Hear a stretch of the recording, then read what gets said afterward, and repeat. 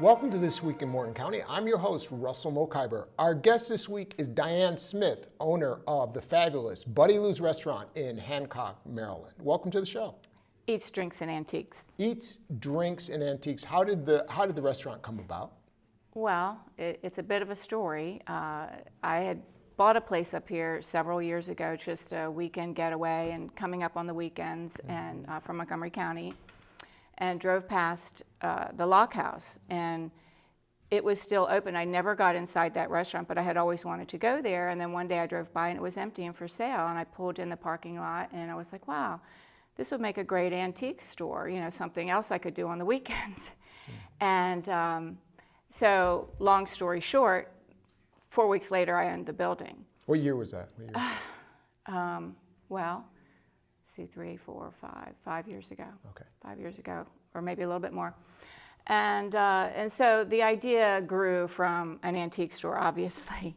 It was going to be like a 3-level antique store with a real small cafe because it had a kitchen, and I love food, and it just blew up. The whole idea blew up into what it is today. And Which is, it's doing very well. it is. And Yeah, and nobody said it would. Everybody said it'll never make it here in Hancock. and what was that based on? Why were people saying Well, that? because I think the cost of the food, you know, and the menu design, and everybody just thought it was not for Hancock. It's not that expensive. I Your agree. menu's not that expensive. I completely agree. I mean, if you look at what you pay at Hardee's and what you get and what we give, you know, quality, fresh food made every day in the restaurant, and the portions that we give, I mean, I beg people sometimes people will come in the door and they'll say, oh, this is just, you know, too expensive. And I say, look, I promise you, you know, you could share this dish and it would be the same as going to Hardee's. There's enough food on this plate.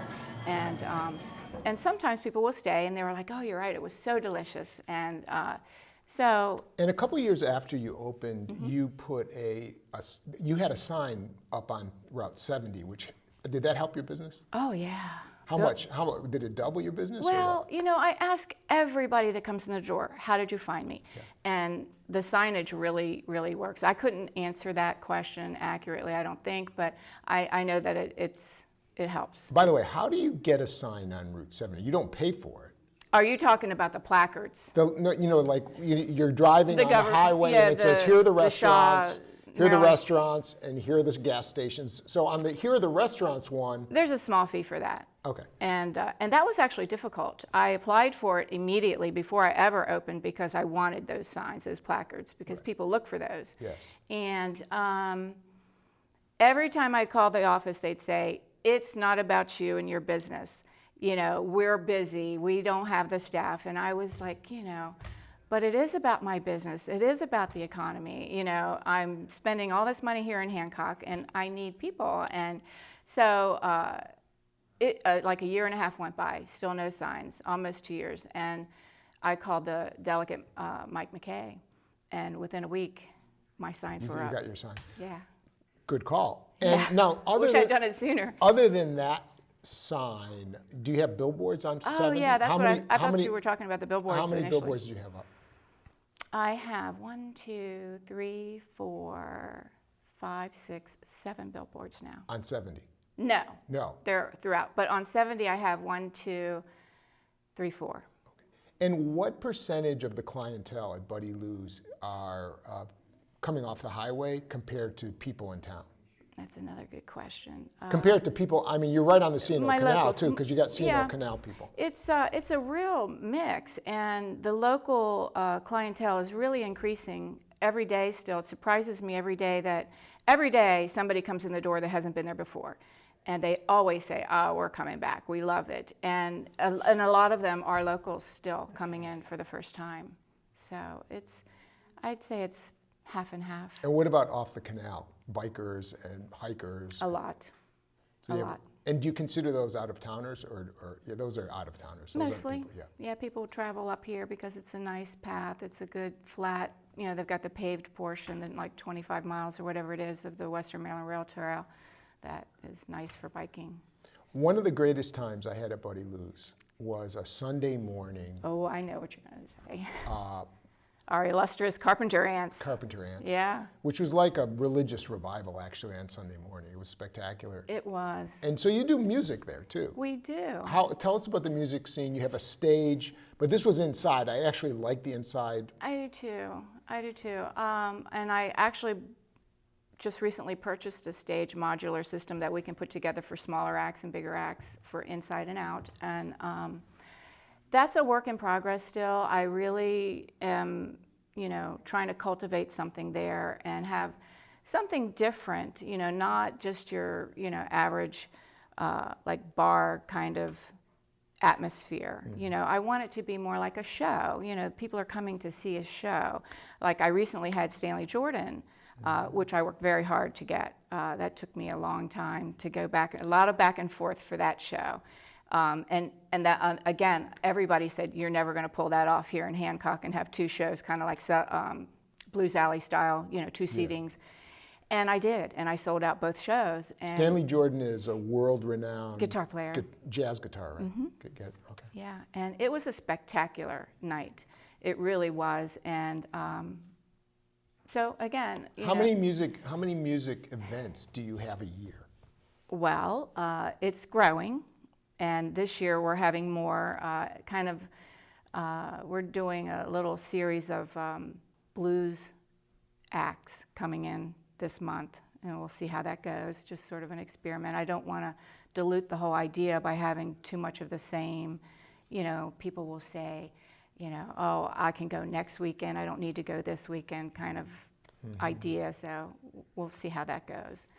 But again, I'm trying to cultivate something there, and back to the gospel blues thing, I would dearly love to have something every Sunday for that. Inside. Inside or out, whatever the weather dictates. But for Sunday, Sunday brunch, I think it would be a very cool thing. We had a community radio station here, WDHC, owned by Capper Broadcasting, and it sold to one of these big conglomerates. What was the name of it? Metro Radio. Metro Radio. When was that? When did it sell? Well, let's see. I've been leasing it now for a month and a half. I think 6 months ago or so is when they actually purchased it. It was just in terms whenever it went Spanish or Hispanic. Right. Now here's the thing. It was really a community radio station. They did broadcasts from Berkeley Springs State Park. They did weather. They did local traffic. Right. People who were the DJs were involved in the community. Then all of a sudden, it sells to this conglomerate in DC area conglomerate. Suddenly, and all of a sudden, we're hearing Hispanic music. Right. And it's not as if there's a huge Hispanic population here. Tell us how that happened and how you ended up getting it broadcasting out of Buddy Lou's now. Well, I can't answer exactly. I'm pretty sure what happened was because Metro Radio owns a lot of Hispanic radio stations out of DC and the area. Once they bought it, they had to do something. And why they didn't want to keep Stacy and the team on for a period of time before they decided to lease it, I can't answer that. You'd have to ask them. Okay. But they immediately went to, hooked it in with that, there's another station in DC. Yeah. And which is Hispanic, adult Hispanic. Right. And then within a couple, 2 or 3 weeks, they called me because they knew I was interested in buying it about a year ago. And I tried to talk to Mr. Capper several times, and it didn't work out. And so I sort of forgot about it. And when they called me and asked me if I would be interested in leasing, I was like, wow, I hadn't even thought about that. This is a great deal. It's a better deal for me because I don't have all that ownership responsibility. And we negotiated back and forth and agreed on a nice lease.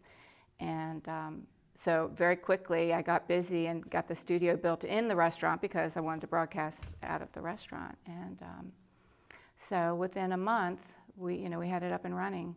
And back to the original format. Yes, we got Stacy and Sam, and so it's pretty much back to normal. There's some new stuff happening there. Now their broadcast operations are still in Berkeley Springs. No, No, the That tower. building, The building is there. closed They down? own the building. Okay. And it's theirs. The tower is theirs. But we broadcast from my restaurant 24/7. And I haven't been up there since the studio was there. Where is the studio? When you come in the front door, Yeah. if you go to your right, as if you're going to the deck, Yes. there's another room. It's right in that room, right before you exit out to the deck. It's a nice little studio. You'll have to come and take a picture of it. I will. And I think probably the staff of This Week in Morgan County is going to include some pictures when this good. runs. So we'll Good. be able to. Now there was real concern in the community here when this sale happened because the community was not consulted about selling it to Metro, whatever it is. What's it called?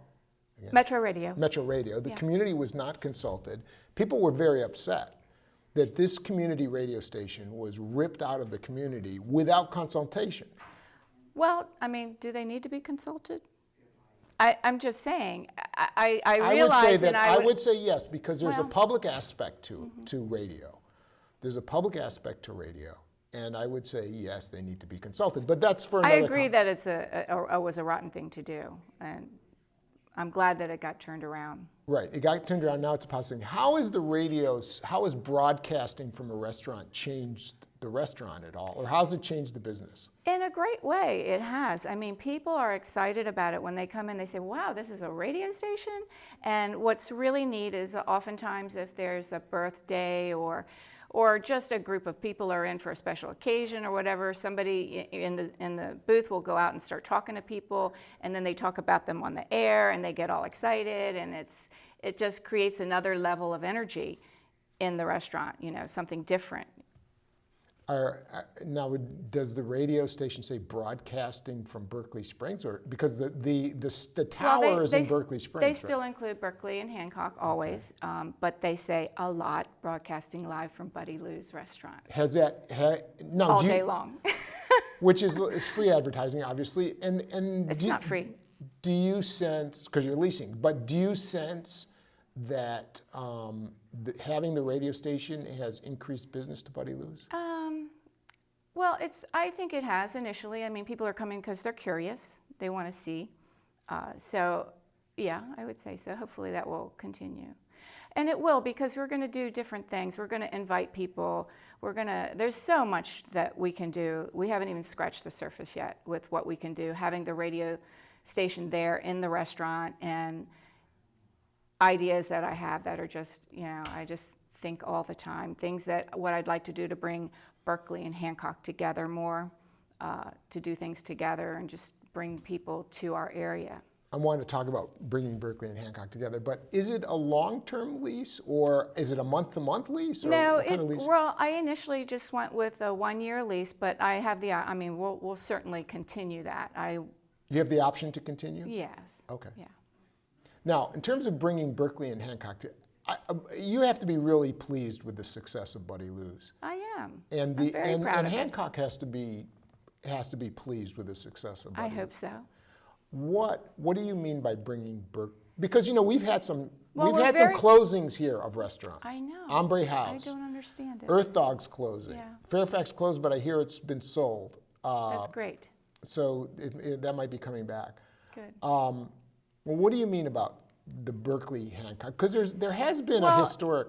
Each town, we're so close together, and we have the rail trail. You guys have so many other things, I think to offer that, as a package, we could promote both of our towns to bring people up to, to see both of us.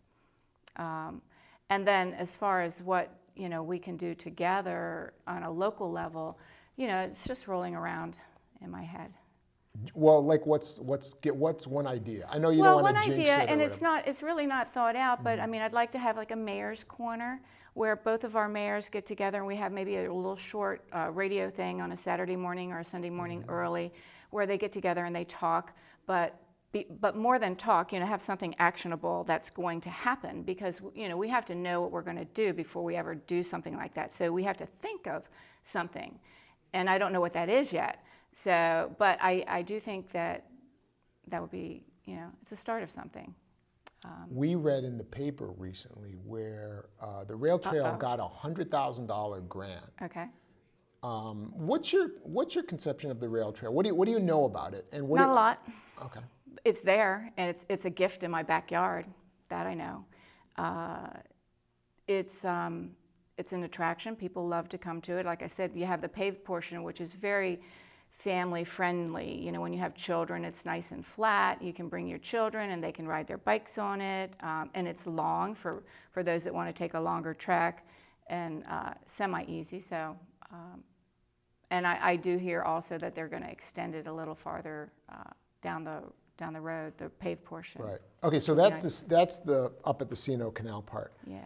But down here, this 100,000 I was referring to is to go from Berkeley Springs north to connect, because you were talking about connecting Berkeley Springs and Hancock. Have you heard of this? No kidding. Well, I think I heard something about this a couple of years ago, but I didn't know that it ever went anywhere. So it may happen. this was, that would be incredible. and that would be a way to connect. That would be incredible. Well, yeah. But still, even without that, people can get in their vehicle and drive across the bridge, vice versa. Or walk. Or walk. Exactly right. It's not that far. And we could start a Walk to Buddy Lou's campaign. Well, why don't we? I'm game for that. Do you know about, you've obviously heard in the press about the Trans-Canada pipeline proposal. They want to build if you haven't heard, they want to build a pipeline, a natural gas pipeline that will take fracked gas from Pennsylvania under the Potomac River in the C&O Canal, 1.5 miles west of Hancock. Wow. And then bring it into West Virginia and then Wow. send it east. Here in Morgan County, there's real debate over it. Okay. Some people say, well, this is good for Morgan County because it brings us cheap gas. Other people, including myself, say... Does it bring jobs as well? Some people say that, but others say no. I don't know anything about it, so... Okay. So it's not an issue that's discussed in Hancock? Well, it's not an issue that I've heard about. They may be talking about it, but I haven't heard about it. In terms of the restaurant business, are you expanding, or are you just going to be doing Buddy Lou's for the duration? You never know. One never knows. I don't know. I think Buddy Lou's has legs. I really do. I think the whole concept is good, and we're still building on our brand. It's all still coming together. There's more to be done, but you never know. I don't know. No, when you say you never know, have you ever thought, God, I would love to open up a restaurant in Berkeley Springs? I've been asked to, and I wouldn't say no. I just say one never knows. Now, when we talked about the impact of Buddy Lou's on Hancock, what impact do you think it's had on Hancock? I think it's been a positive one. I think it's an attractive building. It's very pretty as you drive by, and that's always nice when you're driving into a town and you're just entering into Hancock when you pass my place. So I take that whole corner up, and I take pride in having colorful flowers and making everything pretty. So I think it's been a good thing. Now, I park downstairs and go in through the downstairs where there's a bunch of antiques. I'm not an antique person. Okay. What part of your business, give us a snapshot of your antique business. It's just something else that we offer. It's not a money-making thing by any stretch. It's mostly all consignment for other people. And it's something interesting for our customers to browse and they buy. We sell a lot of antiques. We also have our little ice cream parlor down there. I don't know if you noticed that. Wait a second. That just amazes me. Every time people come through the door, they're like, where's the ice cream? Well, it's right here. How are they not seeing the big ice cream machine with a big ice cream cone and the lights? Now, wait a second. So you're there's someone there selling ice cream? Yes, we have ice cream. We sell soft ice cream, and we have Surreys parked right outside. So people... Wait, what's Surreys? Like the little Surrey pedal cars that you Oh, okay. on the, like if you're at the beach on the boardwalk. So you can go to Buddy Lou's, get an ice cream cone, pay the guy to take you for a ride? No, you take yourself for a ride. You take yourself for a ride. You take yourself for a ride. Okay. And we'll even pack you a picnic. And it's lovely. You know, it's 2 or 4 or 6 people can get on the Surrey and take their ice cream cone and go for a ride. Now, when you say consignment, so those aren't your items. You say A few are, but mostly, yeah, I have different vendors. I have, you know, quite a few vendors that bring stuff in there, and, you know, I just put things around the way I like to put them around, and yeah. You guys are DC, Baltimore people, right? I'm born in D.C. Born in DC. Are you done with it now? I mean, do you like being out here? I love being out here. Do you go back and forth? I have a little place in southern Maryland in North Beach that, if I'm lucky, I get down there every once or, you know, like every 3 months or so for a weekend. But because I'm up here, I'm working all the time. And what about, because here, as in most places, you have this split between from here's and come here's. And I'm wondering, are you seeing that? Is that a divide in Hancock also? I don't think it's a divide, but I will say I think once you're an outsider, you're always an outsider. But I think I've been embraced. And do you feel like you're a member of the community now? Yes, I do. What portion, just a couple final things, what portion of the people who come to Buddy Lou's, I know we did this, right? We did, like, what portion? You thought it was about half and half. I mean, I do, but I'm including Berkeley in that half and half. You know, you guys are, you know. Okay, so we're considered outsiders, or? No. No. No. I don't think so. I mean, I think you're part of, you know, I love my Berkeley people. Now you're leasing the station. So we'll end with a couple questions about the station. Okay. You're leasing the station.